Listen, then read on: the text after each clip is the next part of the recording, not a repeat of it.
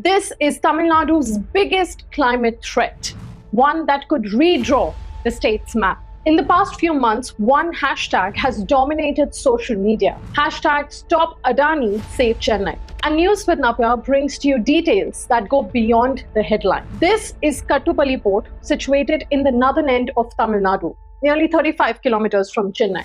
At present, it is run by a company called Marine Infrastructure Development and Private Limited, which is a subsidiary of Adani Ports and Special Economic Zone Private Limited. The company wants to increase the capacity of this port, which requires expansion, setting up of industries and an industrial area.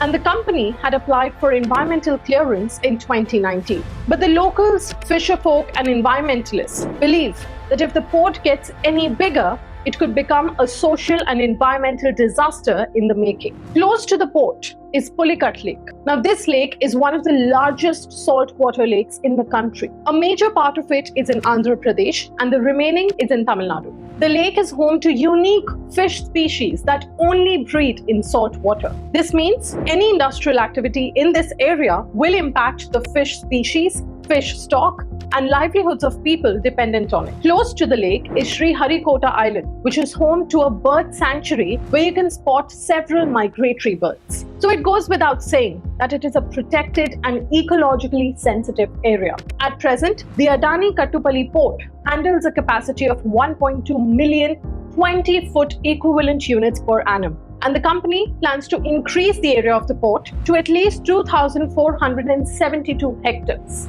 This includes 927 hectares of government land and 613 hectares of private land that will be purchased by the Adani Group. What is left is 796 hectares of land that will be reclaimed from the sea after dredging. Now, dredging is the process of removing silt from the floor of a water body. And this process often leads to soil erosion, erosion of coastlines, and flooding. At present, the rate of sea erosion in this region is 8 meters per year, and the sea has already eroded 300 meters in the last 30 years. Any further development can lead to severe flooding, impacting people and livelihoods who live close to the coastline. Several court judgments in the past have ordered strict action against those encroaching water bodies or grabbing land. Will there be any judgment now? Well, there have been none so far. The Environment Protection Act 1986 warns against setting up of polluting industries in environmentally sensitive areas.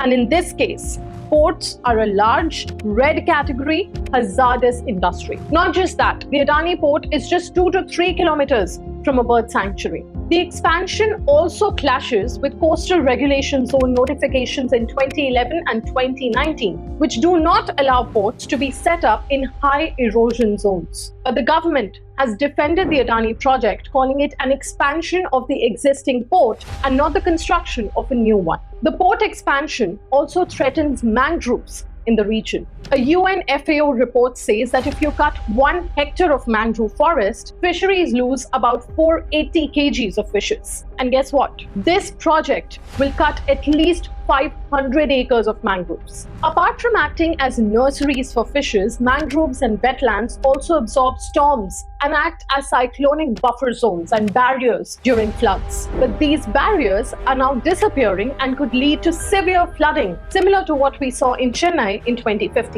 It is also important to note that no other state has 3 ports in one city. So why in Chennai? In fact, the other 2 ports are not even utilizing their full capacity. At such a time, should we expand a 3rd port at the cost of environment and livelihood? Factories, ports and power plants have cropped up one after the other over the years in Tamil Nadu. And this time, locals in the region are scared of losing their land, livelihood and their sense of belonging. The questions that we must ask are, will this port expansion make locals refugees in their own land? Will the project change the map of Tamil Nadu forever? Will people in the region lose natural wealth in the name of development? Is this the beginning of man versus nature? Thanks for watching.